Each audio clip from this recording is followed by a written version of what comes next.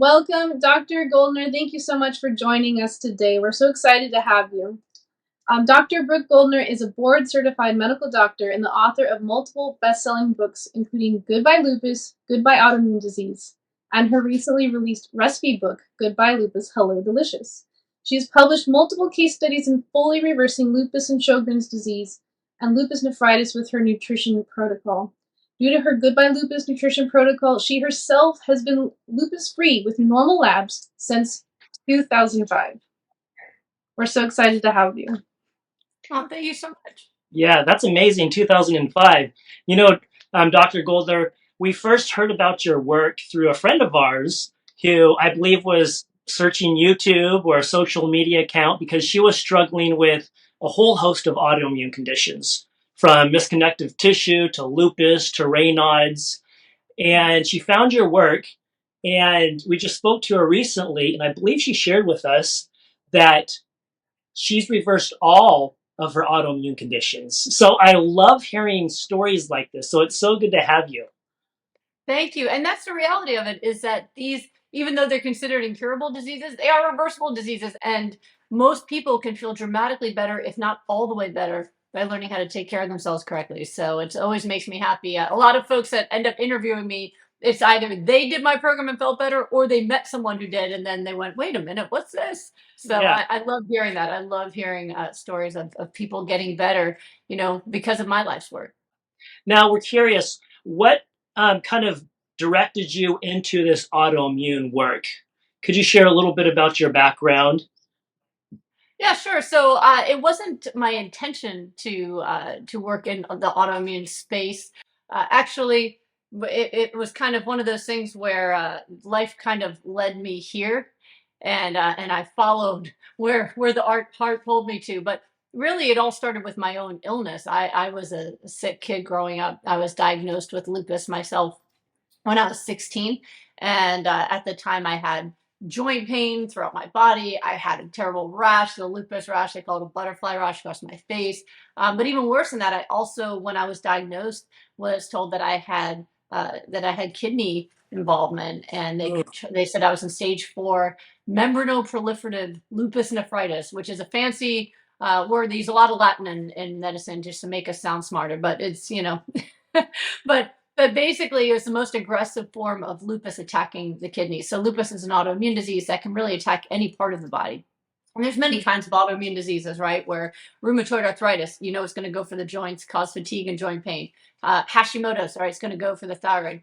Lupus is one of those things where anything, anywhere, it can go for any part of the body.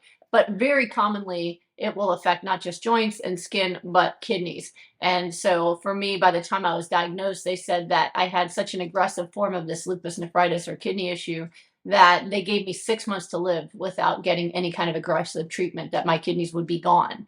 And I said, well, what does that mean? And they said, well, best case scenario, we get you on dialysis. Like, that's, okay. I thought I just had some joint pain and a rash, and next thing I'm sitting in a nephrologist's office hearing that I could have 6 months to live.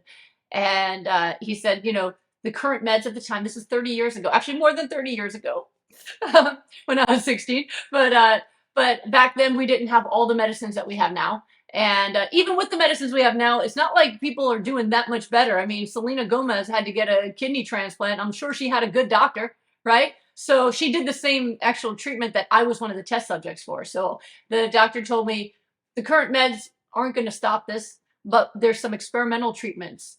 And, no one wants to be an experiment, okay? But when you're told like death, dialysis, or experiment, okay, let's roll the dice on that one. Let's see what we got.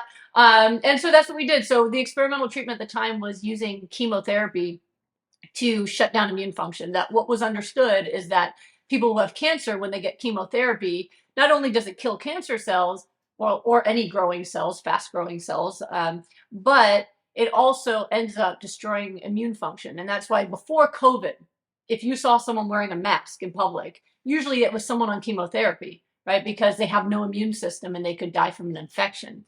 So they thought, what if we did that on purpose? What if we give people chemotherapy in order to intentionally shut off the immune system? Since autoimmune disease, your immune system is the thing attacking you. And so I always thought of it as their version of trying to reboot my computer, that they just kind of like, if we shut off the immune system completely and then let it come back online, maybe it will forget to have lupus, just like when your computer gets buggy and then you shut it off and you turn it on and it's like, oh, whatever that was seems to be better, right? And so it was a dangerous thing. I did it for 2 years straight. Back then they didn't know how much to give, so they were experimenting with the doses, and every month I get up a higher dose, and it was very, very hard. I had to take that plus 7 different pills a day. So I was on high dose steroids. They gave me hormones to suppress puberty. The chemo could give me ovarian cancer. So they were trying to, it was just, it was a lot. It was a lot.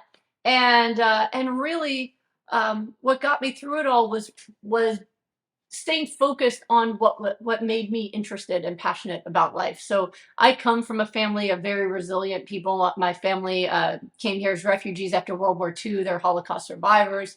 So I was raised in a family where you have to get through what life throws at you. You have to get through it. It doesn't define you. You survive it. You do what it takes, and then you live. And my grandparents were amazing examples of that. They were the happiest people, and they just always talked about how lucky they were. I don't know I've never met yet a Holocaust survivor who talked incessantly about how lucky they were, except for my grandparents. But they believed it because they were in the moment with what they had, their gratitude for their love and their life and their family, and instead of in the past with their pain. And so what I learned from my family is you got to do what it takes to survive. And then there's good on the other side.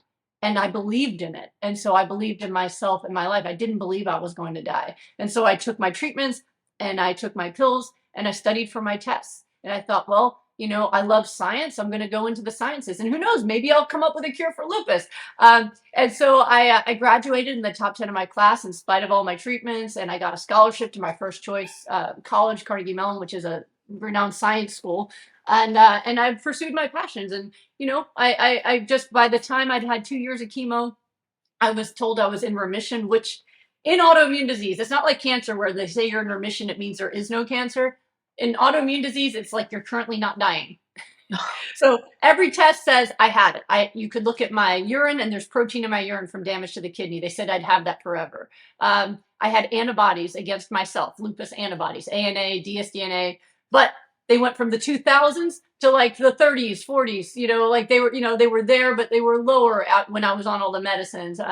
But most importantly, the kidneys had stabilized, because up until that 2-year mark, every time they tried to lower the chemo, my kidney function would start to tank again. And so the remission was, you just keep taking the pills, but you don't need chemo anymore. And I was all in. I was like, yes, that's fine.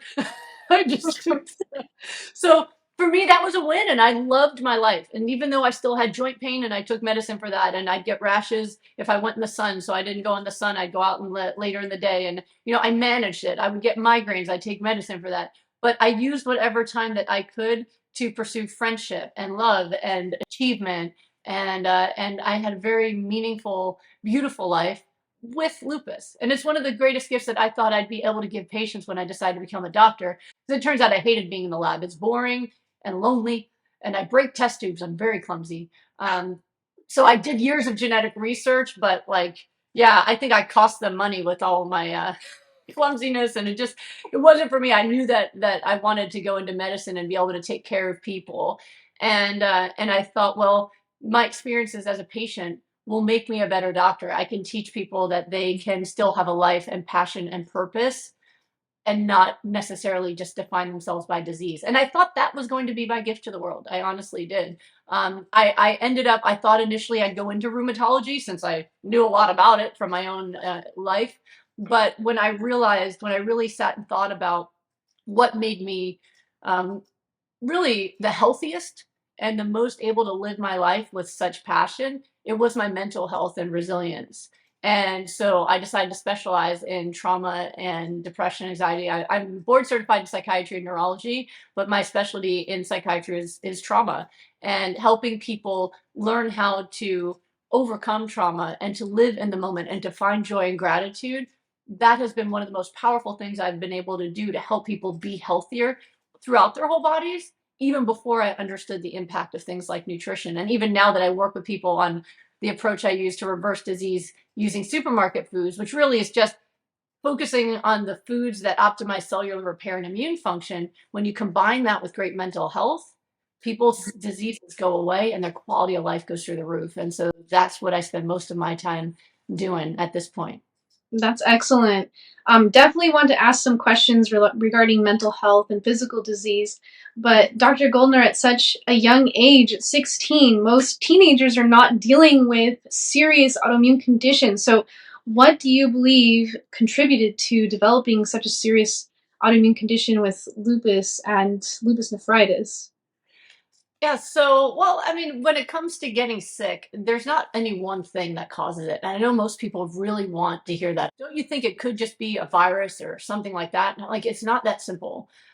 Most people I see who get sick, their stories are slightly different, right? But what I have seen is that developing autoimmune diseases, much like any other diseases, it requires multiple factors. And so I think of it more like a storm than a light switch. Like in a storm, you have the temperature, precipitation, the pressure, elevation, wind, right? All of those things have to come together in the right way to create like a tornado, for example, or a hurricane. Well, if you think of autoimmune disease like a hurricane, that's really what's happening, right? So we have, first of all, a predisposition. Genetically, does it run in the family, right? So my mom ended up getting rheumatoid arthritis, although she didn't get it until after I was in remission from my illness. So we at first thought there was no autoimmune in the family, and then there it was. I think the stress from watching me survive triggered her. So I always make sure to talk to parents too, like you better do your self-care while we're taking care of your kid. There's definitely some genetic predisposition there. There also is emotional health. I have always been a very happy person, but the year before I was diagnosed, well, 14 was when my migraine started, which was the first symptom I got. And when I was 14, both of my grandfathers died in the same year. So there was some emotional stress that I had gone through. There is even thoughts that there's generational stress. So when you look at certain things like how trauma experienced in a grandmother can affect even the grandchildren in terms of illnesses that happen. So definitely, like my grandmother at 16 was in a prison camp. Wow. So she had way worse time than I did, and I had a lot of perspective because of that. You know, like she's had it way worse than I did. I still got to go to prom, even if I had to arrange it around chemo. You know, so although I did get in a car accident and break my back, so I almost missed prom, but I got there. But doctors though, right? So I think there was, you know, and then my diet was absolutely awful. I was the first person. I'm first generation in my family. My mom came over on a boat through Ellis Island when she was 5. So I'm the first one born in America and eating the American diet. And so I loved Chef Boyardee, macaroni and cheese. And then my parents bought a pizza place when I was 12. So then I ate pizza for school lunch, and because they worked with the school lunch system. So I ate pizza for lunch and dinner. Because by the time they got home from work, they didn't want to make dinner. They just bring a pizza home, right? So I thought I was the luckiest teenager on the planet. So, you know, my diet was really, really bad. So I think the combination of those things all were part of what contributed to me getting sick. For me, I think diet was most influential because, like I said, I actually had a really beautiful childhood. I did not have childhood trauma. I did lose my grandparents, but I wasn't traumatized by it in that way. You know, it was hard, but I went through it. I helped take care of my grandfather, my Holocaust survivor grandfather, when he was sick. But the diet was really, really bad. And I think that's also the case because when I changed my diet, and I didn't get to that part yet, but you know, that was an accident. I met my husband Thomas Tadlock, who his obsession was understanding and discovering the optimal nutrition for humans for fat loss and muscle building. He was really fascinated with aesthetics. He wanted to build the perfect body. And he believed that every human should be able to have a six pack. Like there should be the right way to eat for a human. And even getting his master's degree, none of these teachers seem to know it. Even professors with PhDs in biology were like, I don't know, high carb, low carb, you know, they didn't know. But you could ask a biologist any other species besides humans, and they'll tell you exactly what their diet is supposed to be. A koala bear, a cat, you know, a wolf, they can tell you exactly, specifically what their diet is supposed to be. And with humans, we forgot. We don't know. We're too addicted to think about it, right? So it really was frustrating him. And so he was really obsessing at the time I met him with understanding how nutrition impacts cellular metabolism. And he was doing really well. He was, he at the time that I met him was working for NTV, which back then was cool. I don't even know if it's still on, but he was working with NTV, helping people who were getting ready for their music videos. In 3 weeks, he could get them from a beer belly to a 6-pack. And, you know, so he'd go into New York and work with them. He was actually on it too. He was 2003's hottest body at the beach house.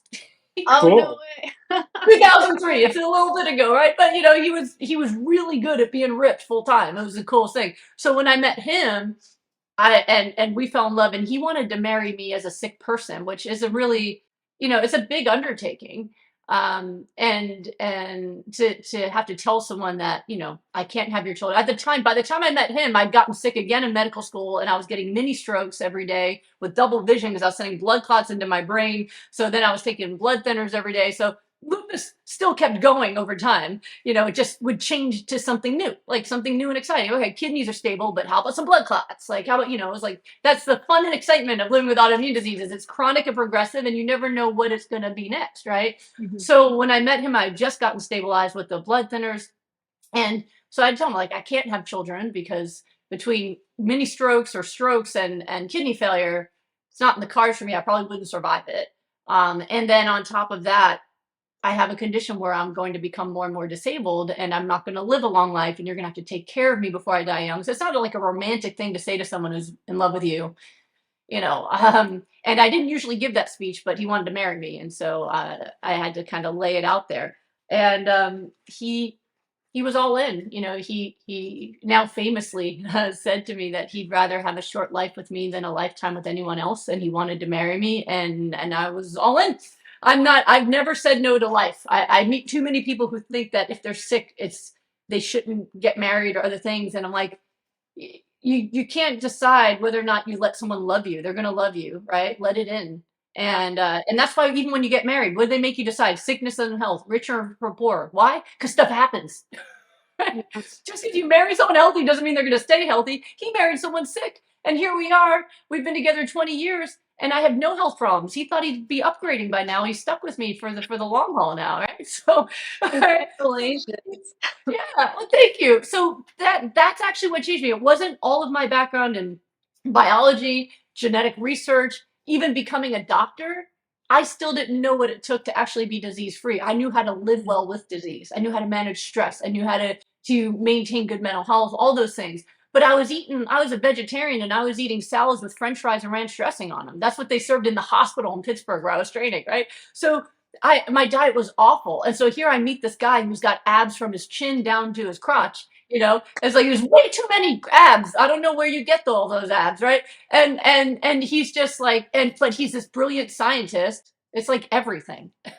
Yeah. I was already attracted to the brilliant scientist, and then I saw the ad. I was like, okay, where do I sign? So, but I'm just playing. But so I said, well, if we're gonna get married, I want to do your metabolism thing. Like every person wants to look great at their wedding, and I was on the hospital food diet, which is great if you want to be sick and overweight. So I asked him to put me on his program, but he had to change it for me because at the time he had dialed a lot of things in. He knew cellular repair was dependent on super high levels of nourishment from vitamins, minerals, antioxidants, and he discovered that cruciferous vegetables have the most of anything. So he's like, all right, we got to load people up with cruciferous vegetables, omega-3 fatty acids necessary for metabolism, right, and fat loss and all these things, loading people up with that. Water intake. As soon as you get even mildly dehydrated, it shuts down cellular metabolism, increases cell death. So water intake, all that's dialed in, and we still use that as part of my Goodbye Lupus protocol. But what he didn't know yet was whether or not you needed meat. He thought at the time that meat protein, you know, so he was trying to use the less inflammatory meat, like free range. This was pre-paleo. Now that's kind of like what paleo is. But I had been vegetarian since I was 12. So I ate tons of eggs and cheese and junk, but I didn't eat meat. So he had never met a vegetarian before. This was Pittsburgh in the 90s. So he's like, well, all that saturated fat you're eating is going to make you fatter. So you have to cut out all the eggs and cheese and everything. He said I could have egg waste, but that was disgusting. So I took out all the eggs and cheese and everything, and he took out the meat and said, all right, soybeans, tofu, let's try that. And so I was the first one to do the plant-based version of his protocol. And it worked just the same. I went from a size 11 to a size 3 in 3 months. I was totally ripped for our wedding, and I've maintained that all these years easily. But the other thing that we didn't expect was my lupus disappeared. So after 3 months of this nutrition plan, all my lupus labs were negative. My kidneys went back to normal. No more protein in my urine. No problem with my kidney function, like it never happened. My ANA, dsDNA, all my markers were negative. So much so that the doctor thought it was a mistake at the lab, because it's not possible to have lupus for 12 years straight. Only like sick remission, but never negative, and then suddenly negative. So they retested the labs, and it's now been, so it was since 2005. Like, how long's it been? It's been like 19 years that I've been lupus free, and I've never had a relapse. I've been able to have healthy pregnancies and children. I've been able to do everything. And now it's kind of interesting, because at 16, I was the sickest person in the room, in any room. Even in the hospital, I was often sicker than my patients. And at 47, I have zero health problems. I have normal labs, beautiful cholesterol. I have never had a relapse in all this time. So, you know, my education got me so far, and then falling in love got me the rest of the education I needed. And that's why my husband and I have been so committed. You mentioned before we got started about how I give my information away for free. And there's, you know, we have free Facebook group, Smoothie Shred. We have released our protocol to the public. I do free coaching for the public every week on YouTube and Facebook and Instagram. And we do all of that as a public service, because if we hadn't had this gift for ourselves, like, we wouldn't be able to be together. I would never have had my kids. I wouldn't be able to like live this beautiful life. And so we just want to give that gift back to as many people as we can. Yeah. I love your perspective on life, because, you know, talking with the friend of ours who found your program and went through your program, I mean, for a while she was down and out and depressed, and she shared with us. She said, you know, I'm going to sleep. This is when she, I think, first found out about her condition. I'm going upstairs to go to sleep, and I wish I wouldn't wake up, you know? Oh. I mean, it's just that perspective to where your disease is so crippling to where you don't want to live any longer, you know? And you mentioned something as far as generational trauma. We have a good friend, and his father, I think, is 100, or he's approaching 100. He was in concentration camp. He was actually in Dachau. And our friend, through therapy, he discovered how these generational traumas have actually affected him, you know? So I see that correlation there, but I love your perspective with life. And, you know, I know you can't share exhaustively what your program entails, and you have a lot of free resources, but what is your program? What does it entail? What can you share with us right now for individuals who are new to this, who don't know what you're doing? Because you're helping so many people, and I believe that this interview can help individuals who are watching it today. Absolutely, yeah. And so one of the most important things that we discovered is the biggest contributor of people's poor health is really what they're missing more than anything else. So a lot of people they're eating, they're putting stuff in their body, but they're not getting any nourishment out of it. And so when you're looking at cellular function, whether you're looking at your organs or your immune system, right, that cellular function is going to be dependent on you continuing to fuel up the cells with what they need, right? So if you give, one example I always like to give is with cars, right? So I'm not a big car person, my husband is, but I have learned some things because of his interest in cars, that you actually have to use the right fuel for the right car. That's why they have the 87 octane, all the different octanes, right? That if you put like the 87 octane into a Ferrari, it can break down, even though that Toyota will go forever, right? So when you have to put the right kind of fuel in to get the car to drive, but sometimes it's way off. So one example was when when I was a resident, I was in UCLA Harbor, so we were, you know, everyone's near the water down there, Southern California, which was great coming from Pittsburgh to see the sun. So anyway, when we lived there, one day I went to drive my car in the morning, and there was no fuel in the car. I won't say who did it, but someone didn't put fuel in the car. That wasn't me. So anyway, I go to start my car, because I refill it when it hits quarter tank. I don't know about you guys. I never let it go below a quarter tank. But my hubby likes to play that game. He's like, even when it's at 0, there's still a few more left. And I'm like, yes. Anyway, not this time. So I go to start. I have to. What's that? He's a risk taker, it sounds like. Yeah, oh, living on the edge. Yeah. So I go to start my car and I have to go to work and it won't start. There's no fuel. So now I'm freaking out because I can't be late for work, right? So I start going to neighbors' houses. Do you have any fuel? Do you have any fuel? No one has any fuel. Finally, one of the neighbors says, I have boat fuel. I said, well, can that work? He goes, well, here's what's going to happen. It's the wrong fuel, but it will turn your engine on and you'll be able to drive to a gas station and refill. So he said, what's going to happen is you're going to turn the car on. The check engine light's going to come on, refill with fuel. And after about 3 fill-ups, the check engine light will come off again. And he was right. He put the boat fuel in. I turned the car on. The check engine light came on, but it drove. And then I drove to the gas station. I filled it up. And it took about 3 refills. And then check engine light went off. And it was fine ever since. And it made me think, because this is how my brain works, about how most people eat. They're putting boat fuel in. And they're waking up. They're able to go and do things. They go to work. They do stuff. But they're not on the right fuel. And eventually, if you keep putting that wrong fuel in, it will break down. He said, like, you can't keep this in your car. It'll destroy the engine. But if it's just that little bit, and then you do all the right stuff after that, it'll be fine, right? But for most folks, they're on the wrong fuel their whole life. I was on the processed food diet, right, from the beginning. And so for me, my check engine light was on at 14 and I was breaking down at 16. For others, they make it all the way to 50 before they have a heart attack, right? So it affects people differently, but it's that same thing. So one of the issues is the wrong fuel coming in and causing damage. But the other is they're not putting the right fuel in to fix it, right? When I got to the place, and I had a PT Cruiser, so 87 was plenty. Put that 87 octane in, and after a few fill ups, she's like, all right, I forgive you. We're working, right? She was a she. So but most people don't have that. So what we created is something called our Hyper-Nourishment Protocol. So it's a protocol in which people are giving themselves intentional overdoses in the foods that create the nutrients that your body can use to repair that damage. It's that getting that right octane in to actually get things working properly. So if you are deficient in vitamins and minerals and antioxidants and all these other phytonutrients, your cells are going to work properly. And unfortunately, taking pill vitamins doesn't seem to do the trick. I wish it did. It'd be so much easier to get people to take a pill than getting them to eat as much as I do. I have to use all my motivational skills to get people to shove food in that they don't like the taste of, right? And they'd much rather have fries. So getting the nutrients in, right? So what we found is, number one, vitamins and minerals, all that, as I said before, cruciferous vegetables, they're the kings for a reason.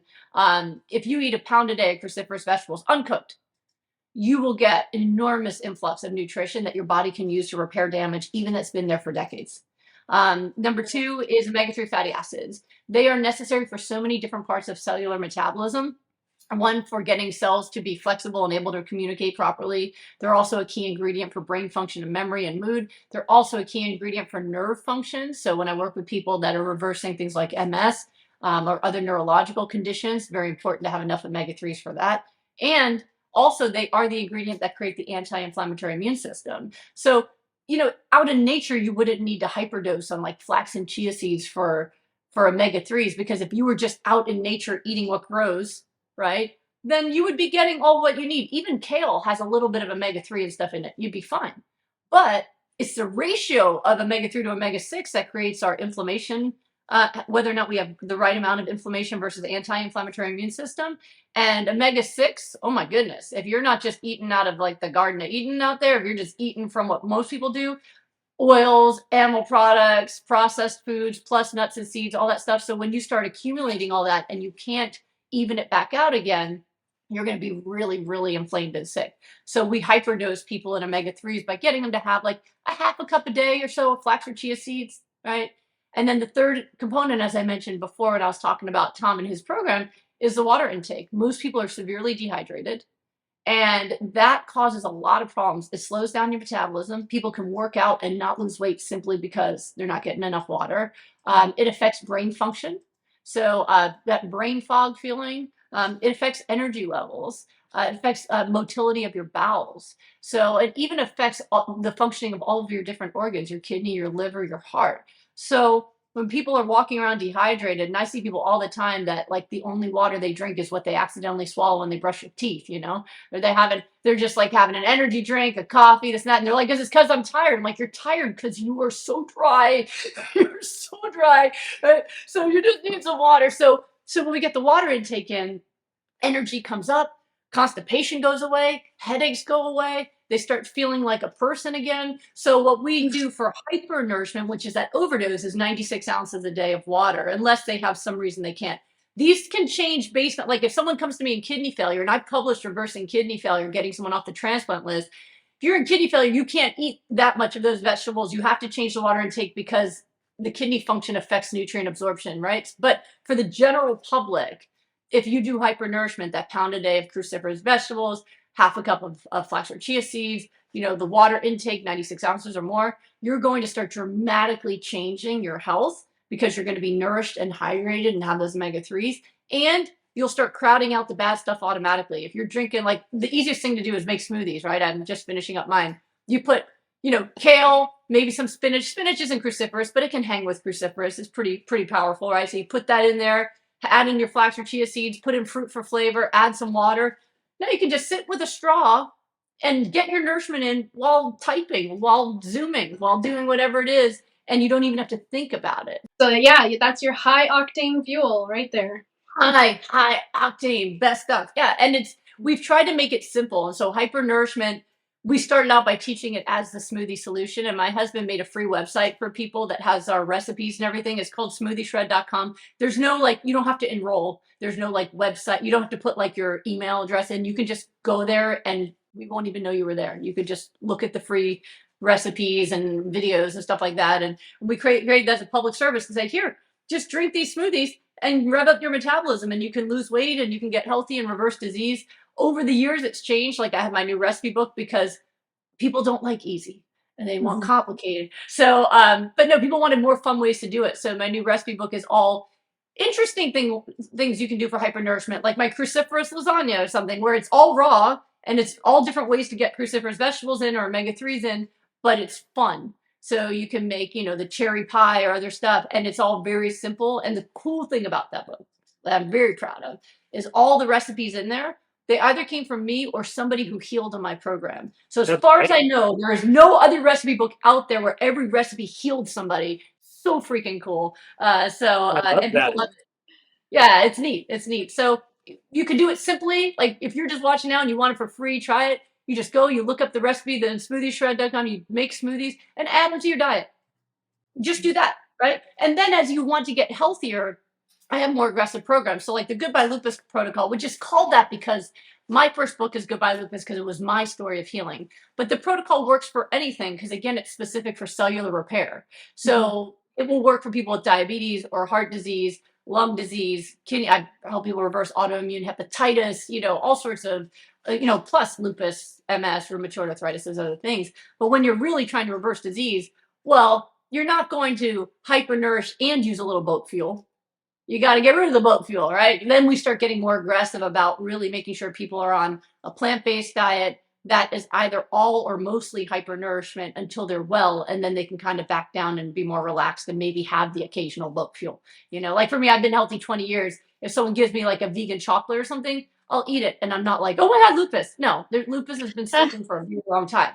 But when you're healing, even a bite of something like that can undo and get that check engine light right back on. So you got to get healthy first, and then you can kind of, relax. You keep hypernourishment for life, antidote in the system.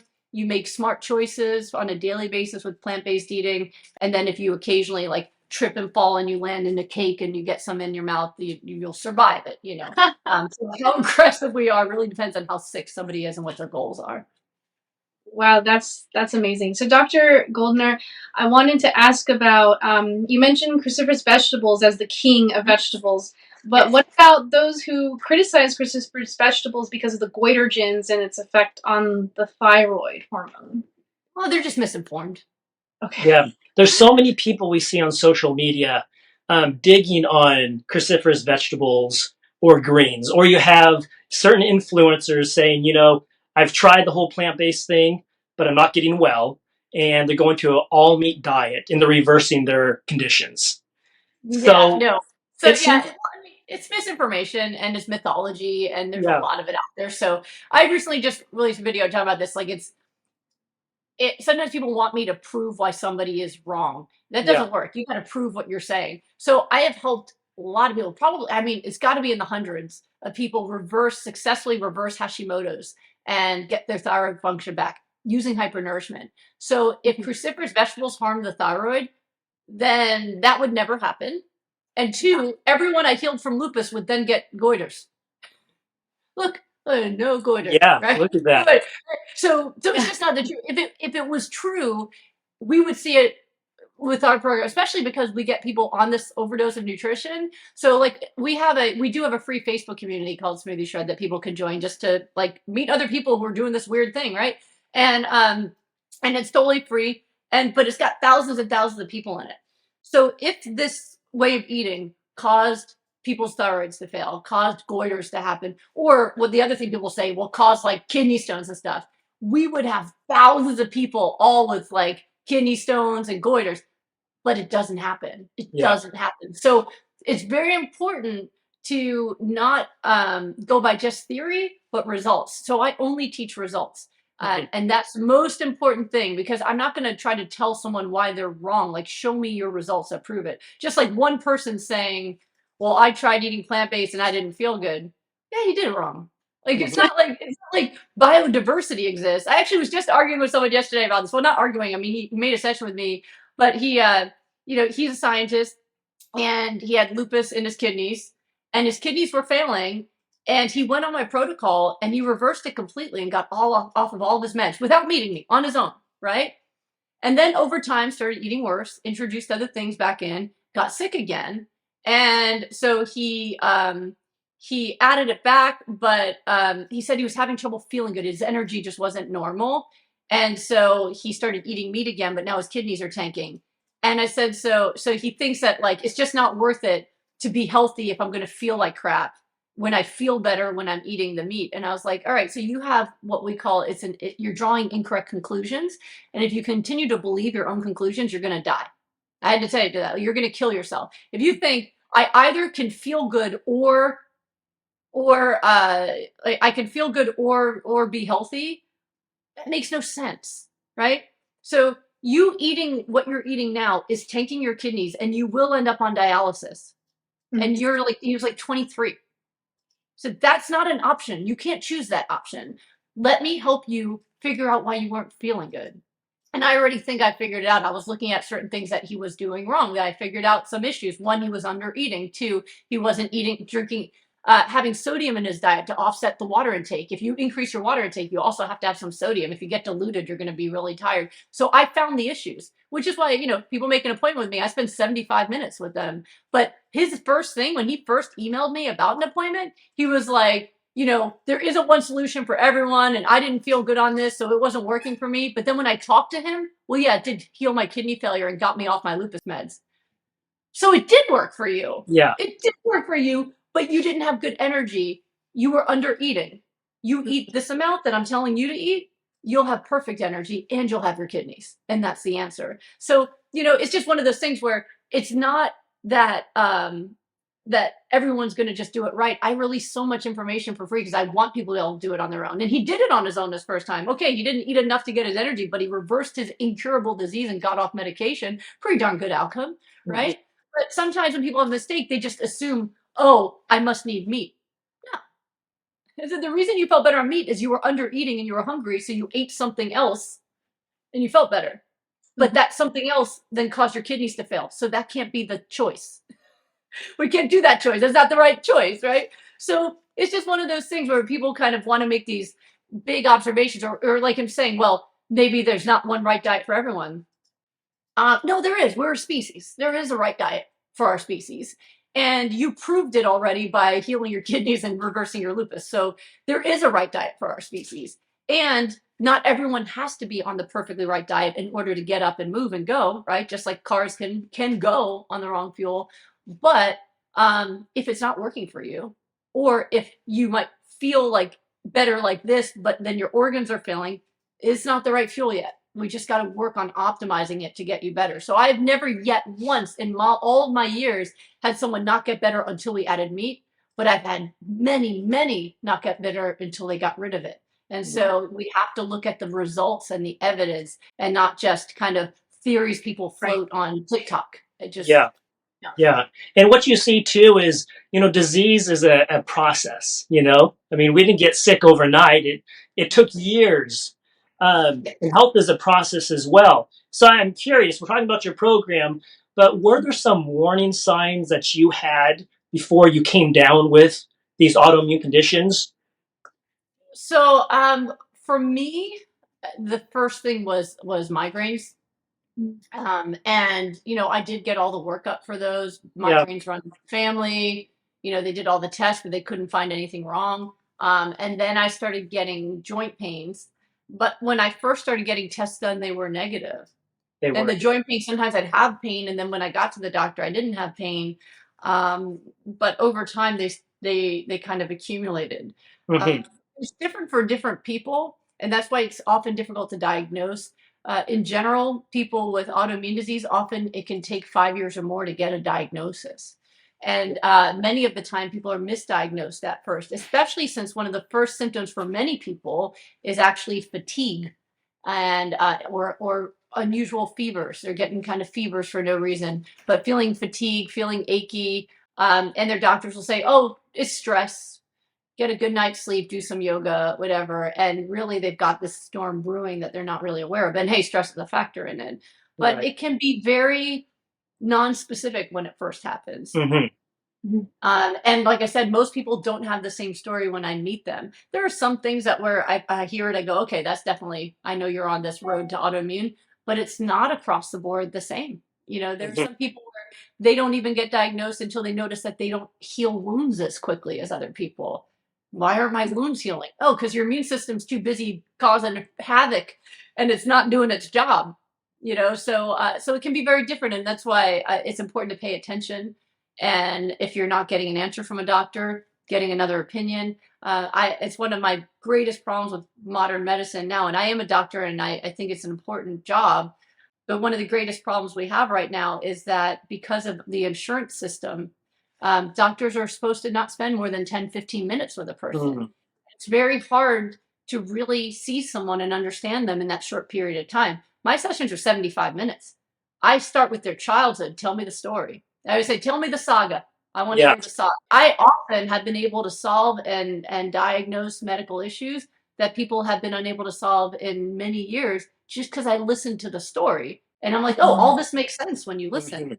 Mhm. So Yeah. so it is difficult. The symptoms are vague, doctors don't have time, and it can be difficult for people to diagnose it for those reasons.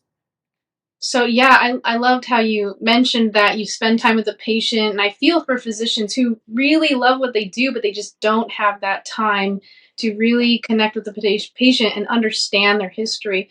So with that, can you tell us more about the relationship between mental, emotional health and physical health and developmental chronic disease that you have seen in your clinical practice? Yeah, there's a huge connection. So, first of all, depression and anxiety are actually inflammatory illnesses, and that you can actually detect in people's blood work that they have higher inflammation markers when they have depression and anxiety. So much so that in one study, this drove me up a wall, but in one study, the doctor's conclusion was perhaps we should start giving things like prednisone to people with depression. I'm like, no, you have to talk to them. You have to talk. Like, no, I mean, prednisone can be life saving. I took it for many years, but it also dissolves your bones. So it's like you have to, if you need it to save your life, okay. But if there's any other things you can do, there's other things you can do, right? So but it is that inflammatory. And if your inflammatory markers are elevated, you're much more likely to trigger disease genes, right? So that's one thing. Trauma, huge connection between trauma and autoimmune diseases. I thought when I first started, when I was a medical director at a nonprofit in Long Beach, I thought I just was going to work with the homeless. That was my goal. I always wanted to help the people that the rest of society ignored. Like I wanted, and I guess I still do, but I loved that work, and I was working with people on the streets, so a lot of trauma, gang violence in Long Beach, so I lived in that world for a long time, and I thought when I left that to pursue this dream of helping people with chronic disease reverse their diseases, I thought I'd be moving into where I mostly just talk about nutrition and other things. But no, trauma is exactly still there, like the main focus every day. Because it turns out, listen, I just told you in a very short period of time how to do hypernourishment. I give that information away. And there are people like your friend, right, who can just watch me online. They come to my Q&As on Wednesdays. They read the books and they reverse their diseases. And that's my goal. I want this to just be that it's a no-brainer what to do, right? But what I spend most of my time doing is helping people understand, first of all, why is it you're not doing it? You know what to do, but you haven't started yet. Guess what it is? Depression, anxiety, trauma, self-esteem, self-worth, boundaries, right? That's all psychiatry, right? Then get into the people with the highest rates of autoimmune disease. People with trauma. Right now, it actually is PTSD Awareness Month in June. And PTSD is a chronic trauma disorder, right? And they've done studies, like there was one in 2020, where they looked at over 120,000 soldiers with PTSD. And what they found was that the people with PTSD had a 58% higher risk of developing autoimmune disease. 58% higher. So just being through that level of emotional trauma, it affects people's cortisol levels, it affects their immune function, and it makes them much more likely to develop things like MS and inflammatory bowel diseases, lupus, all these other things. So because of that, it kind of is by default that a large amount of people who have autoimmune diseases also have emotional trauma, depression, anxiety, all of those things. A lot of times when people first get sick, it was after a major stressor, moving to a new country, getting divorced, the loss of somebody that they loved in their life. So all of these things, being in mourning raises your inflammatory markers as if you already have an autoimmune disease, very, very inflammatory condition. So emotional health is key to the health of our immune system and our bodies. And if we have just out of control depression, anxiety, untreated trauma, stress, where we're not doing the right self-care, we're not getting enough sleep, you are just setting the stage for developing illnesses, especially autoimmune diseases, but also things like cancer, heart disease. If your immune system's not functioning properly because of stress, you won't be able to fight all these other conditions. And even with the right fuel, you're not going to get the same kind of recovery. So it is really important. And I really teach it for multiple reasons. Number one is what I just explained. If you really want to have rapid reversal of disease, and that's what I'm known for. I see people who I can often get them to have a dramatic breakthrough, if not complete reversal of their disease in a matter of 1 to 2 months. But it's because of multiple things. One is the nutrition's optimal. Only eat the fuel that your body uses to repair itself, and you're going to have a dramatic change in your health. But the second is this focus on the mental health, because if I can get you into a place where you're happy and well rested and peaceful, then your body's just going to work on healing, and you're not going to have the daily barrage of more inflammation and destruction of tissue that's happening from your daily stressors or emotional dysregulation. So that's one reason why I teach it. And the other is because if you're happy, you can have a good life right now, even while you're sick, rather than hoping that you have to get healthy in order to be happy. So I think it's essential. I think it's what made me able to heal so quickly when I did change my diet, is I already was in love with my life. And all I had to do was eat more kale. And then the rest of it came with it, right? That I ate the right foods and everything went away and stayed gone. So I think it's a really important thing. A lot of times when people are talking about nutrition and health, this part's not talked about. And how your mental health will affect your ability to recover, but it will also affect your ability to stick with the nutrition, right? Because if you have bad coping skills and you usually eat to feel better, I take away your drug of choice of the food that you normally eat. Now you're just feeling stressed all the time. Eventually you're going to give in. So I teach people coping skills. In my rapid recovery programs, I work people every day. The first week, all on the self-care and coping skills. Because if we don't fix that, you're just going to keep eating the junk because you don't want to feel bad, right? We got to learn how to feel your feelings so you don't try to hide them with the drug-like foods that you eat or the food-like drugs, right? So you have to have coping skills. You have to have the reason people self-sabotage, their self-esteem, their self-worth, right? So you really need your brain involved in order to eat right. And if this isn't on board, it's not going to happen. Your heart can get you started and get you motivated for a moment, but eventually your self-esteem, your mental health, all of that's going to affect whether or not you keep going or whether or not you give up on yourself. So it is essential, and it's not looked at enough. I think people are just like, oh, why aren't you eating better? Look at the data. I'm not eating better because of my self-worth and my poor coping skills and my addictions. That's why, so I try really hard to help people understand that side of it and to heal from that side of it. In my book, Goodbye Autoimmune Disease, I talk a lot about this, the different things I use to help people cope with the emotional side of things, where if you can't just read Goodbye Lupus and eat that, there's something else going on. And so all of my programs involve both the nutrition and optimizing mental health. Some people don't need it. Some people love their life. They just eat like crap. And I change their diet and they just get better. 4 weeks later, no symptoms. Fine. Wonderful. And for other folks, this is the biggest part of the battle, is healing their hearts and their traumas and their minds so that they can then embrace the nutrition and get their health back. Yeah. I love how you bring in the mind and body connection, because we really see that connection. There's an author we love, and she says 9/10 of all disease has the origin right in the mind, you know? And as you're talking about this, I was thinking of my father. When I was 17, my mother and father, they split and they divorced. And there was that mind and body connection to where he came down with this, it was like a real terrible rash on his arms that he would scratch to where his arms would just bleed. And he was in so much distress because this marriage was falling apart. But then years later, he came down with skin cancer, which ended up taking his life. So I don't know if you see a correlation with, like, maybe the weakest organ of your body gets really hit with an autoimmune condition. Do you see that in your practice? Because I look at my father and I look at whenever he went through a situation with his health, it was always associated with his skin.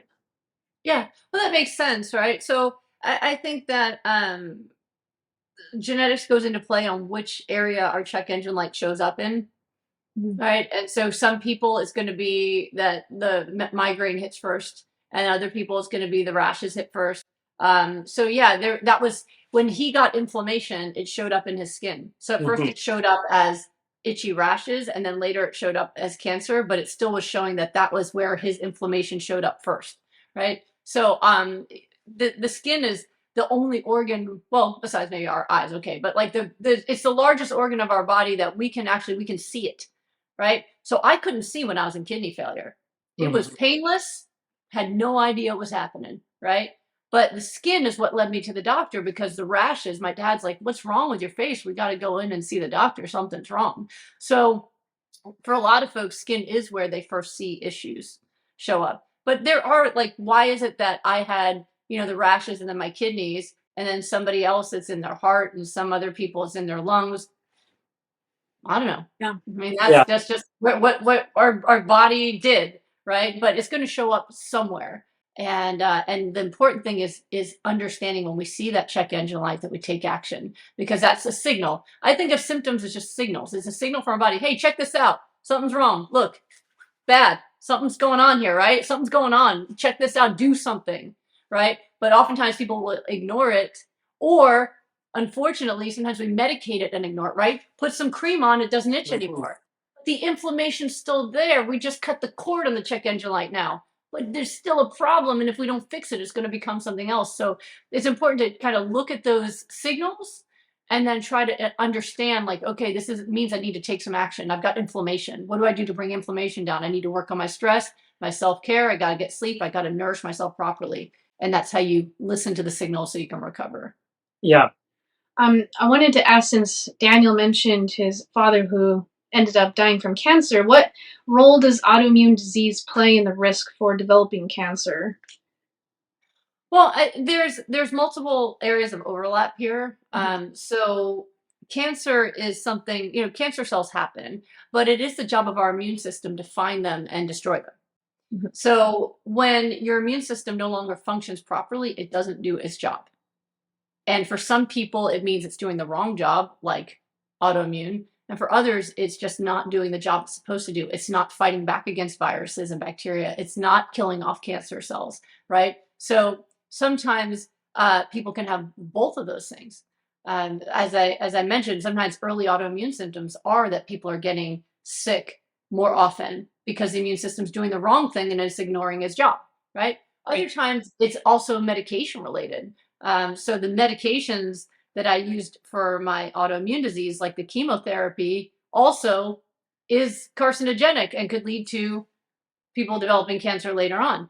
Even people who've gotten it for cancer treatment, there's a risk of relapse just from the treatment, right? So there is, yeah, it's one of those things where we always have to do the best we can in the moment to survive. But there's a lot of overlap between these. It's just like with allergy. People with autoimmune often will suddenly develop allergy they didn't have before, where now I get rashes whenever I eat pears, but I never had rashes before. When they get healthy, that goes away. The person I just talked to earlier today, before we got started, she was telling me all these amazing results she's already had. She she met with me a long time ago and reversed all of her autoimmune stuff. She just met with me to talk about some new stress. And people keep me in the loop when they got stress or something going on, they'll come back to talk to me. But she was telling me that not only did her autoimmune disease go away, but she used to be severely allergic to pineapple. Now she can eat pineapple.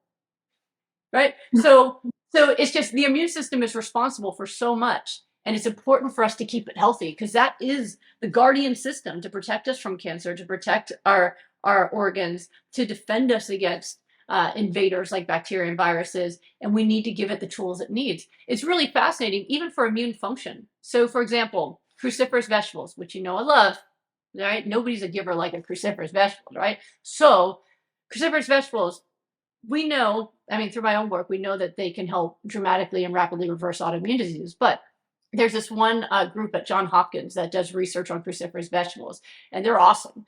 And they discovered years ago that the only food that kills cancer cells in the petri dish, cruciferous vegetables, kill the cancer cells, right? Now, most recent research, the same group discovered that cruciferous vegetables actually have a chemical component called sulforaphane in it, which prevents viruses from replicating. They tested the flu virus and COVID and found that they could block replication of the virus by 60% just with ingredients in cruciferous vegetables. So you think about that and go, whoa, so what I eat not only gives my cells the tools it needs to repair damage, but it's actually an ingredient that my immune system can use to kill cancer cells and stop viruses from replicating, which makes a lot of sense for me because, through COVID, I was still running rapid recovery groups and people were, in the group for lupus or rheumatoid arthritis, but then they get COVID and they're the only ones with no symptoms and the rest of their family's sick. And they're like, I'm the one that should be sicker than everyone else. Why aren't I sick? Well, now we know all those cruciferous vegetables they were eating the whole time, right? So it's something where we have so much power over it. So, like I said, cruciferous vegetables empowers the immune system to kill off cancer cells, right, and to kill off the viruses to make them can't replicate, right? But yet trauma can then cause immune dysfunction, right? So what you always want to do is optimize what you can do. Say, all right, you can't heal trauma tonight, right? But we can start eating optimally so that we can repair as much damage as possible, even if some of that damage is coming in daily. And it's time for me to get some therapy work in from a trauma specialist. Let me start working on healing these things. Let me make sure I do my self-care, get the sleep that I need. And there's so much that we have power over that can not just reverse our diseases and heal them, but even if it makes you even slightly better, it's worth it. But it's powerful. It's the most powerful thing I've ever encountered. In all of the work I've done and the treatments that I've learned, I've never seen anything more powerful than hyper-nourishment and self-care in getting people healthy. So for a cancer patient, then would they follow the same kind of protocol then?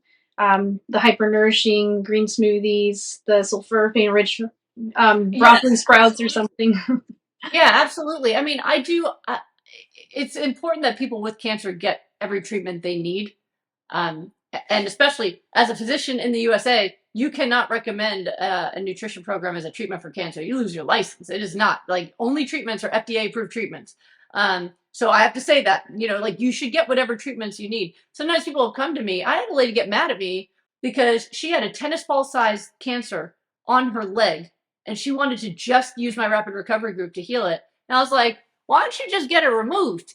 And she was mad because I recommended a medical treatment. I was like, but think about it. All right. Yes. If we can get you hyper-nourished and we can get your immune system working for you, you can definitely start making a difference in your health and help your immune system start to fight this. but you are fighting against how fast that tennis ball is replicating itself. Cancer cells are dividing constantly, right? So it's a race between that tennis ball and your nutrition, right? And if that thing gets into your bones, you lose your leg.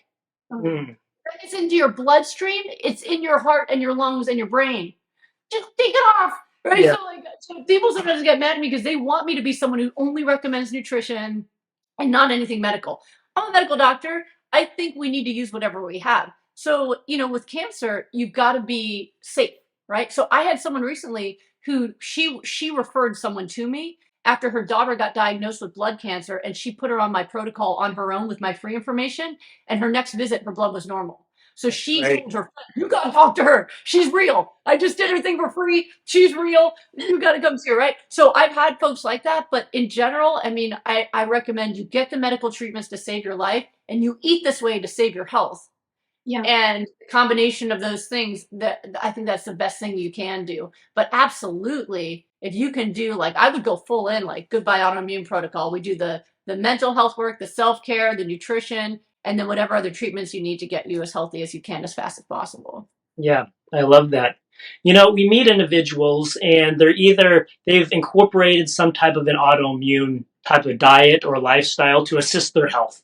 Maybe not just autoimmune conditions, but their overall health. And I feel sometimes individuals will make it extremely complex to where they may sprout everything that they eat.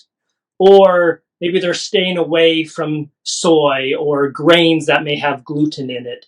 So your protocol, it sounds very simple but effective. So what type of advice would you give somebody who's wanting to get started, who's sorting through the weeds of, well, there's this protocol, there's that protocol, I don't know what protocol to do, because one protocol is saying I have to do X, Y, and Z, otherwise I'm not going to recover. And the sad part, I see individuals, they may incorporate an approach, but if it's too difficult, it fizzles out relatively quickly because they see it's not attainable, Yeah. First of all, I think when you're deciding what to do, you got to look at the results, make sure that they're getting the results in the area that you're looking for.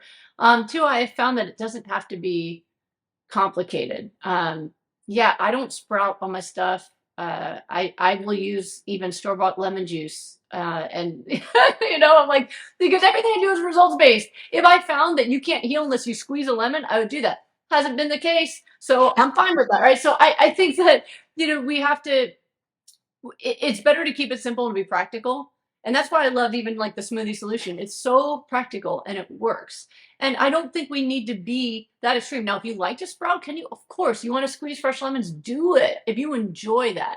But I find that for a lot of folks, as you're implying, it's a deterrent when it seems like it's too hard. And so what a lot of folks have told me is that it drew them in to know that it was that easy. Okay, I just blend up this blender and try to finish what's in the blender by the end of the day. So that's step one. That's not too bad, right? Mm-hmm. And then step two, let me start to try to replace some of my meals that are unhealthy, animal-based, processed with plant-based choices. See how I feel. If that works for you, you're already done. It's still not there. All right, let me replace more of my meals with some salads and things, right? That it's very practical and simple. Even my recipe book, even though it's got cruciferous lasagna, it's simple. It's like 6 ingredients because I get intimidated if there's more than 8 ingredients in something. I'm done. I'm not a chef. I don't have time for this, right? So it's just one of those things where you can keep it simple and make it practical. And I think that's the most important thing. And I also think if you're feeling overwhelmed, start by adding what you're missing. Add the smoothie and then figure out the rest. I find also I do my free Q&As every week, and I live stream them on Wednesdays at 12:30 Pacific, and they're on YouTube, Instagram, and Facebook at the same time. And every week so far, I've been doing it for a year and a half. I have over 1,000 people show up every week, and it's just the greatest honor that they come just to talk and ask questions and things. But one of the things that I constantly yell at them about in my way, I don't yell, but is remind them of is don't just seek information without taking action. You're not just taking action by listening to this interview, and you're not just taking action by coming to my lives. Do it. Yeah, exactly. Start where you can. And they'll say oh, well, I just want all the information first.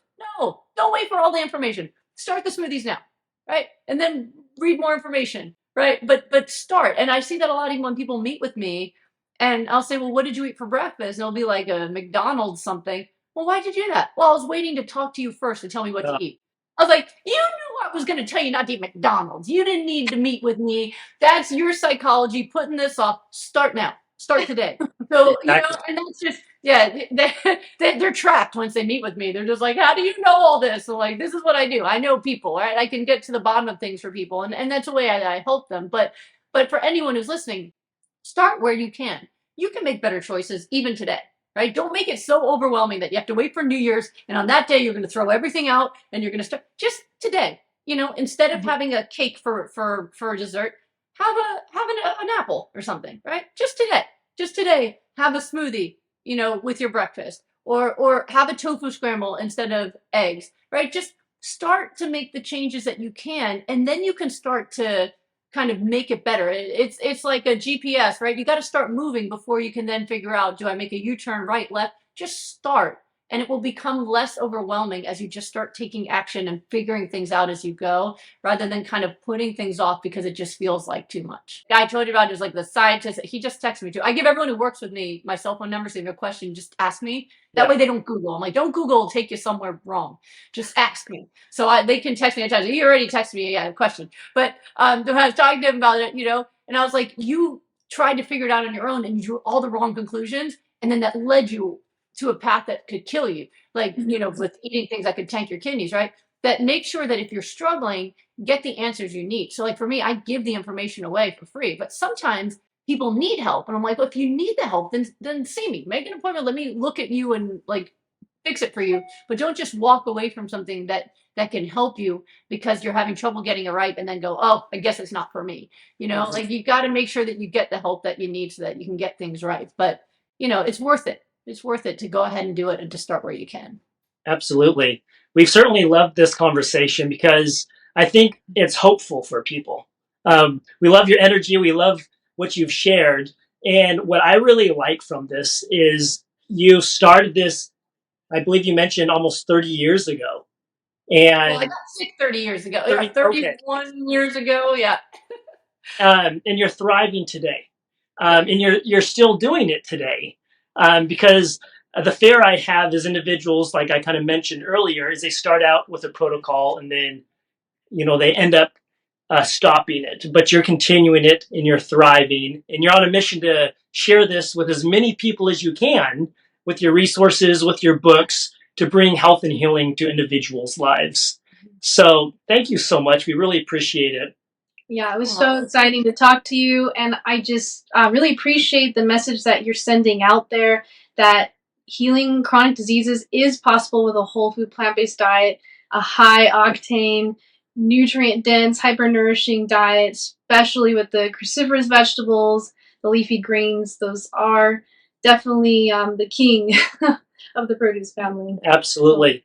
And we will leave links to your resources in this video, so individuals can check out your Facebook group, your books, and the other resources that you have to offer and implement them to start regaining and sustaining their health as well. So thank you so much. We've really appreciated it.